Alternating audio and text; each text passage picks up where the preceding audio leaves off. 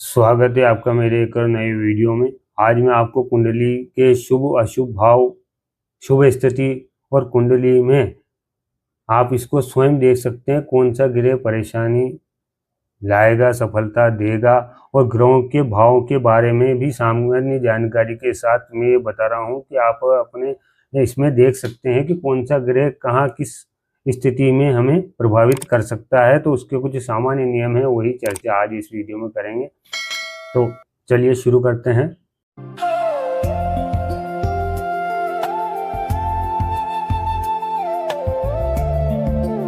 देखिए, कुंडली के कौन से भाव शुभ अशुभ होंगे तो और शुभाशुभ फल उनका क्या रहेगा। तो ग्रह की बात करें तो शुभ ग्रह में गुरु शुक्र आता है और पूर्ण चंद्रमा, यानी कि जो शुभ ग्रहों से दृष्ट हो वो पूर्ण चंद्रमा शुभ ग्रह के अंतर्गत आता है। और बुध ग्रह भी अगर शुभ ग्रहों से जैसे गुरु और शुक्र से दृष्ट हो तो ये भी शुभ माना जाता है। और अत्यंत शुभ ग्रहों में गुरु और शुक्र को माना जाता है। इसके बाद अशुभ ग्रहों की बात करें तो शनि, मंगल, राहु, केतु ये सब अशुभ ग्रह हैं। और क्षीण चंद्रमा अगर पाप ग्रहों से मंगल, शनि, राहु, केतु से दृष्ट हो जाए तब वो भी क्षीण चंद्रमा माना जाता है, वो भी पाप युक्त माना जाता है। इसी तरह बुध भी है, और बुध भी अगर इन पाप ग्रहों से युक्त हो, दृष्ट हो, तो वो भी पाप युक्त ग्रह माना जाता है। तो शुभ ग्रह में गुरु शुक्र ही आते हैं, और ये अगर शुभ ग्रहों से दृष्ट हैं तो ये शुभ ग्रह माने जाएंगे। ये इसके अलावा क्रूर ग्रह सूर्य और राहु अत्यंत क्रूर ग्रह माने गए हैं। मंगल और शनि, केतु, और क्रूर में सूर्य और राहु। ठीक है, तो ये चारों पांचों ग्रह जो होते हैं ये सबसे क्रूर ग्रह माने गए हैं। तो ये बताने का मतलब ये है कि इन ग्रहों का आपसी संबंध क्या है कुंडली में, एक दूसरे को कौन से ग्रह शुभ ग्रह देख रहे हैं एक दूसरे को, या पाप ग्रह को शुभ ग्रह देख रहा है और वो अशुभ फल दे रहा है, वहां पर शुभ ग्रह की दृष्टि उसकी अशुभता को कम कर सकती है। तो यही उद्देश्य बताने का। शुभ और अशुभ ग्रहों को अपनी ऊंची नीची राशि भी होती है, तो यह भी अपने आप में बहुत महत्व रखता है। यहाँ पर मैंने आपको ये चार्ट में दे रखा है, सब राशियों को लिख रखा है, तो आप इसका पूरा स्क्रीनशॉट ले सकते हैं ताकि आप इसका विश्लेषण करें, तब ये चीजें आपके बहुत काम आ सकती है। देखिए, सूर्य की उच्च राशि में से ये 10 डिग्री तक उच्च का होता है, तुला इसकी नीच राशि है। जो ग्रह पहले बता चुका हूँ वीडियो में, फिर बता रहा हूँ, जो ग्रह जिस राशि में उच्च का होगा उससे 7वीं राशि में वो नीच का फल देगा या नीच का हो जाएगा। तो और कहाँ कितनी डिग्री तक रहेगा, सूर्य मेष में 10 डिग्री रहता है, तुला में भी 10 डिग्री का ही नीच का रहेगा। जो ग्रह जितनी डिग्री मैंने यहाँ लिखा है, जितनी डिग्री में उच्च का रहता है वो ग्रह उतनी ही डिग्री का नीच का उस राशि में होता है, 7वीं राशि में। चंद्रमा वृषभ में उच्च का होता है 3 डिग्री तक, वृश्चिक में 3 डिग्री नीच का हो जाएगा। मकर में मंगल 28 डिग्री उच्च का होता है, कर्क में भी 28 डिग्री नीच का हो जाएगा। कन्या में बुध कन्या राशि में 15 डिग्री उच्च का होता है, मीन में भी 15 डिग्री नीच का हो जाएगा। गुरु कर्क में 5 डिग्री उच्च का होता है, मकर में 5 डिग्री नीच का हो जाएगा। शुक्र 27 डिग्री, कहीं कहीं 26 या 10 से 27 डिग्री इसको मान लें, तो ये मीन में उच्च का होता है और कन्या में नीच का होता है 30 डिग्री। शनि तुला में उच्च का होगा 20 डिग्री का, मेष में नीच का होगा। राहु मिथुन में 15 डिग्री उच्च का होगा, धनु में। और इसमें वृश्चिक 2 राशियां इसमें मानते हैं, अलग अलग मत है, 2 मत हैं। तो कोई मिथुन में राहु को उच्च को मानता है, कोई वृषभ में, तो उसी हिसाब से मैंने दोनों उच्च नीच राशि यहाँ लिखी है। 15 डिग्री उच्च राशि मिथुन या वृष हो सकती है, तो नीचे धनु और इसकी वृश्चिक राशि हो जाएगी। इसी तरह केतु की भी 2 राशि बताई है, धनु और वृश्चिक में ये उच्च का होगा 15 डिग्री पर, तो मिथुन और वृषभ में नीच का हो जाएगा। अब यहाँ पर ये तो उच्च नीच वाली बात हो गई, तो हमें ये याद रखना चाहिए अगर उच्च का ग्रह है और शुभ ग्रह है तो निश्चित तौर पर अच्छा फल देगा कुंडली में, ये मानकर चलिए।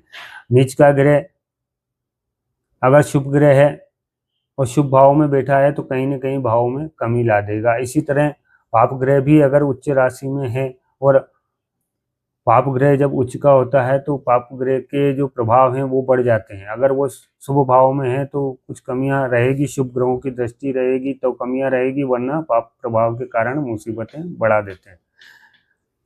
देखिए, शुभ ग्रह उच्च के होकर शुभ भाव में शुभ फल के स्वामी होते हैं। अब केंद्र जो होता है आपका 1, 4, 7, 10, ये केंद्र के घर हैं भाव में। 1, 4, 7, 10 में जैसे ये केंद्र के हो गए 1, 4, 7, 10, ये केंद्र कहलाता है।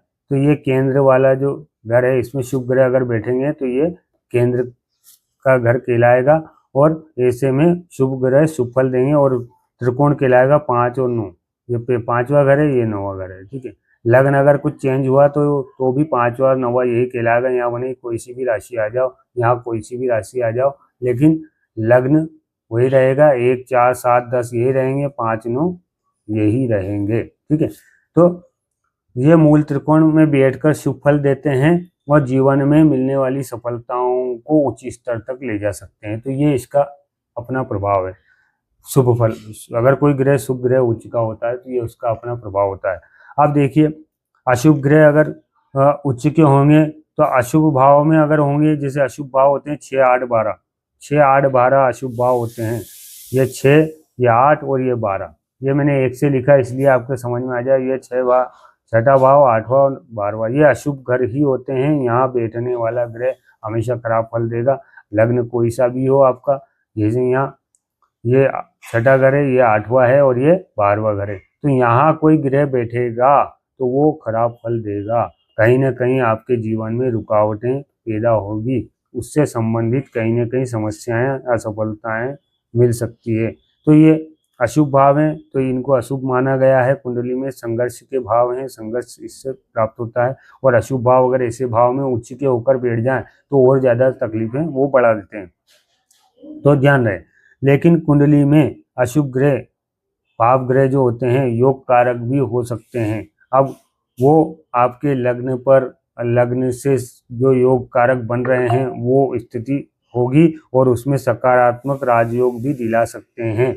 जैसे अलग अलग रहता है, जैसे यहाँ पर वृषभ लग्न में शनि योग कारक है, बुध योग कारक है, शुक्र योग कारक है, तो ये 3 ग्रह योग कारक है। लेकिन इसमें वृषभ लग्न में 9वां भाव जो है वो बाधक रूप में आया है, तो शनि कहीं ना कहीं भाग्य स्थान में रुकावटें पैदा करेगा, राजस्थान में पैदा करेगा। शनि योग कारक है लेकिन फिर भी रुकावट पैदा कर सकता है। कैसे करेगा ये भी अभी मैं आपको बताऊंगा, इसके बारे में भी चर्चा करेंगे। और आकारक हुए तो अगर जो पाप प्रभाव है, अशुभ ग्रह हैं, योग कारक हो गए, तब तो उनका परिणाम अच्छा रहता है। और मैं कह रहा हूँ बहुत अच्छा रिजल्ट वो देते हैं, बहुत ऊंचाइयों तक पहुंचाते हैं, राजयोग बना देते हैं। लेकिन अगर वही ग्रह आकारक हो गए, पाप ग्रह, तो कोर्ट कचहरी, दुर्घटनाएं और जीवन में उतार चढ़ाव सब कुछ वो बढ़ा देते हैं। अब आती है जो भाव की बात करी, अभी यहाँ बताई दिया 6 8 जो ये त्रिक भाव कहलाते हैं, 6 8 त्रिक भाव कहलाते हैं। 3 अशुभ भाव वो माने गए हैं ज्योतिष में, तो इनका विशेष ध्यान रखें। तो ये आप स्क्रीनशॉट ले सकते हैं, ठीक है। अगर बिना स्किप किए पूरा देखेंगे तो सब चीज़ समझ में आएगी आपकी, तो इसका स्क्रीनशॉट ले लें ताकि आपको याद रहे क्या क्या चीज़ें देखनी होती है। अब देखिए, मैं आपको एक चीज़ और बता रहा हूँ, इसको भी ध्यान से देख लें। हमने कुंडली में शुभ अशुभ ग्रह को जान लिया, शुभ अशुभ ग्रह जान लिया, उच्च नीच राशियां जान ली क्या होती है, ठीक है। इसके अलावा मित्र शत्रु वगैरह वो राशियां, ये भी मैंने पूर्व में वीडियो में बता चुका हूँ। तो एक दूसरे के जो मित्र हैं, मित्रों की राशि में हैं, तब भी वो अच्छा फल देंगे। अब देखिए, कुंडली में लग्न स्थान में आने वाली राशि को भी 3 भागों में वैदिक ज्योतिष में बांटा गया है। ये राशियां होती है चर, स्थिर और देश भाव। अब कौन सी इसमें चर आएगी, कौन सी स्थिर आएगी, कौन सी द्विस्वभाव, वो मैंने यहाँ लिख दिया है। देखिए, चर लग्न में आने वाली, या चर लग्न आपका अगर चर लग्न है तो ये मेष, कर्क, तुला और मकर, ये 4 राशियां जो है 1 4 7 10 जो केंद्र में पड़ती है कालपुरुष की कुंडली में। और आपका अगर मेष लग्न है, कर्क लग्न है, तुला लग्न है, मकर लग्न है, वो चर लग्न कहलाएगा। स्थिर लग्न राशि आपकी कुंडली में अगर लग्न वृषभ, सिंह, वृश्चिक, कुंभ 2 5 8 11 है तो ये आपका स्थिर लग्न कहलाएगा। द्विस्वभाव लग्न में मिथुन, कन्या, धनु, मीन 3 6 9 12 आती है और ये द्विस्वभाव में आता है। तो इस पर भी ज्योतिष शास्त्र में बहुत बारीकी से इसमें दिया गया है कि चर लग्न होगा तो उसका क्या फल होगा, स्थिर लग्न होगा तो उसका क्या फल होगा, द्विस्वभाव, और यहाँ आने के बाद कौन से ग्रह योग कारक और कौन से अकारक बन जाते हैं वो भी मैं आपको बता रहा हूँ। देखिए, मुख्य रूप से अगर आपका 1 4 7 10 अगर ये लग्न है तो यूँ मानिए कि आपका 11वां भाव अशुभ होगा। इसमें चाहे मेष लग्न हो, कर्क लग्न हो, तुला लग्न हो, इसमें जो 11वां भाव होगा, यानी कि ये मेष लग्न की कुंडली है, इसमें जो 11वां भाव है ये 11वां भाव अशुभ फल देगा। यहाँ लिखा हुआ है अशुभ फल देने वाला, मतलब ये बाधक माना गया है। मेष लग्न हो, यहाँ पर मेष लग्न हो या कर्क लग्न हो, ठीक है, और तुला और मकर, ये चारों कोई सा भी लग्न हो सकता है। अगर ये लग्न है तो उस हिसाब से यहाँ पर आने वाला जो 11वां भाव है, 11वां भाव, ये 11वां भाव जो होगा वो बाधक कहलाएगा यहाँ पर। और इससे संबंधित यानी कि उसको इनकम से संबंधित प्रॉब्लम होगी, इच्छा शक्ति की कमी हो जाएगी, कहीं ना कहीं आपको अपने कार्यों में कहीं ना कहीं दिक्कतें देखने को मिलेगी, नौकरी वगैरह कार्यस्थल में कहीं ना कहीं प्रॉब्लम होगी, और भाई सगे संबंधियों से कहीं ना कहीं प्रॉब्लम होगी, और इनकम बहुत अधिक तरह से प्रभावित होगी।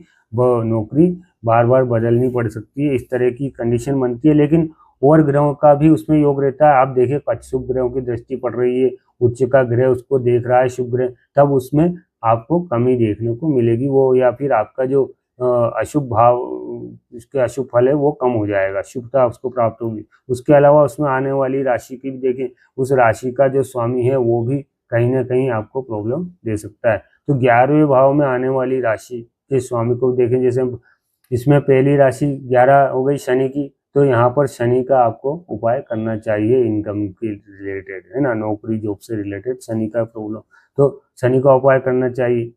कर्क राशि होगी तो 4, 5, 6, 7, 8, 9, 10, 11, 12, 1, 2, तो कौन सी आ जाएगी, शुक्र की आ जाएगी। तो यहाँ शुक्र की आएगी तो अब आपको शुक्र की आएगी, तब आपको शुक्र से संबंधित प्रॉब्लम हो सकती है। तो शुक्र की राशि आ रही है तो लक्ष्मी की उपासना आप करें इनकम के लिए, ठीक है। इसी तरह से जो राशि आ रही है उस राशि के हिसाब से आपको उपाय हर एक में करना है, लेकिन 11वें भाव का उपाय ही उसमें होगा। 11वां भाव आपको बाधक रूप में प्रॉब्लम क्रिएट करेगा। इसी तरह वृश्चिक, सिंह, वृश्चिक, तुला, कुंभ, ये स्त्री लग्न है, इसमें 9वां भाव, इसमें ये स्त्री लग्न है, वृषभ लग्न की कुंडली बताई है मैंने।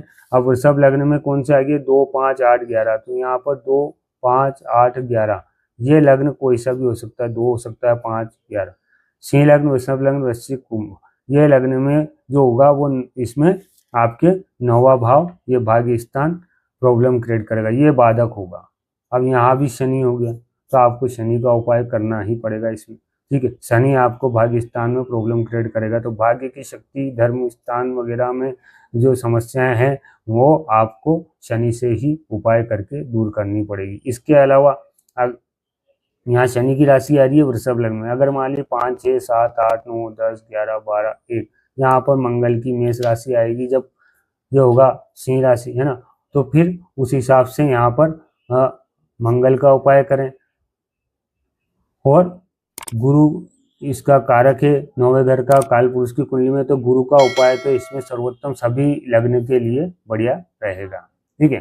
तो इस तरह से इसका हम देख सकते हैं कि कौन सी राशि यहाँ आ रही है। तो जो वृषभ, सिंह और वृश्चिक लग्न होंगे उनके 9वें भाव को अच्छी तरह देख ले। भाग्य में रुकावटें आ रही हैं तो निश्चित तौर पे आपका 9वां भाव खराब हो रहा है और आप उसको सही कर सकते हैं। राशि और परमानेंट उसका जो है काल पुरुष की कुंडली, वो तो गुरु है, तो गुरु का उपाय तो आपको करना ही है। इसके अलावा राशि जो आ रही है उससे रिलेटेड भी आप उसको 9वें भाव को सही कर सकते हैं उस राशि वाले ग्रह के को देखकर। और शुभ ग्रहों की दृष्टि है तो फिर इसमें थोड़ी कमी हो जाएगी, आपके अशुभ भाव में शुभ भाव बढ़ जाएंगे, वहां पर अशुभ भाव में उच्च ग्रह जितने भी होंगे वो अच्छा फल देंगे। अगर मान ली 9वें घर का अशुभ भाव में या नीच का होकर बैठ गया तब तो और ज्यादा प्रॉब्लम बढ़ा देगा। कहाँ बढ़ाएगा, 11वां भाव का इच्छा पूर्ति आय इनकम में बाधा देगा, ऐसे ही 9वां भाव का आपका भाग्य और धार्मिक स्थान में बाधा देगा। 7वां भाव मिथुन लग्न में बनेगा, अगर मिथुन लग्न हो गया यहाँ पर मिथुन लग्न हो गया तो इसमें आपका जो है 7वां भाव जो है ये वाला ये बाधक बनेगा। 7वां भाव इसमें 3 से 3, 4, 5, 6, 7, 8, 9 राशि यहाँ पर 9 नंबर गुरु की आ जाएगी, तो गुरु का उपाय इसमें कर सकते हो। 7वें में शुक्र का उपाय करके आप 7वें भाव को ठीक कर सकते हो। पार्टनरशिप का भाव भी है तो व्यवसाय में कहीं ना कहीं व्यवसाय में भी ये प्रॉब्लम कर सकता है। तो ये जो बाधक भाव बताए गए हैं चर स्थिर द्विस्वभाव के अंतर्गत आने वाली 11, 9, 7 जो भी है ये बाधकेश हैं, ये बाधकेश हैं 11, 9 इन चर राशियों के ये बाधकेश हैं। और ये ज्योतिष शास्त्र में इनको इन भावों को फिक्स बताया गया है, ये बिल्कुल निर्धारित हैं। इसी राशि के हिसाब से कोई सा भी लग्न हो इन चारों में से यही बाधकेश रहेगा, तो इसका ही निवारण करना है। तो आप उस भाव के राशि के स्वामी का भी करें और भाव जो उसका कारक है उस भाव का कारक ग्रह है उसका भी उपाय करें, तो आपको निश्चित तौर पर सफलता मिलेगी। बाधक ग्रह जो होते हैं वो अगर योग कारक होने पर भी कई बार परेशानियां देते हैं, जैसे वृषभ लग्न में शनि योग कारक है लेकिन परेशानियां दे देगा। तो हमें नवे घर का, चाहे वो वृषभ लग्न हो, सिंह लग्न हो, वृश्चिक लग्न हो, कुंभ लग्न हो, इनको नवे घर का उपाय करने लेना चाहिए। कर्क, मेष, धन, तुला और मकर रहे तो 11वें भाव का उपाय कर लेना चाहिए। मिथुन है तो इनको मिथुन है तो 7वें भाव का, मिथुन, कन्या, धनु और मीन को 7वें भाव का उपाय कर लेना चाहिए। तो ये उपाय इनको करने चाहिए। तो ऐसा करने से इनको जो कड़ा संघर्ष है, संघर्ष में जो ज़्यादा कठिनाइयों का सामना करना पड़ रहा है, संघर्ष बढ़ रहे हैं, समस्या आ रही है, तो इसको आप उपाय करके और अपनी कुंडली को और अपने कार्यों क्षेत्र में उसको सही कर सकते हैं। तो ये थी जानकारी आपके शुभ अशुभ ग्रहों को देखने कारक अकारक के आधार पर मैंने आपको जो बाधक ग्रह होते हैं उन बाधक ग्रह की और बाधकेश की चर्चा इस वीडियो में की है। तो यह जानकारी आपको कैसी लगी लाइक करें, कमेंट्स करें और सब्सक्राइब करें अगर आप नए हैं चैनल पर तो ठीक है। और इसी प्रकार की जानकारी आप तक शीघ्र पहुँचे। धन्यवाद।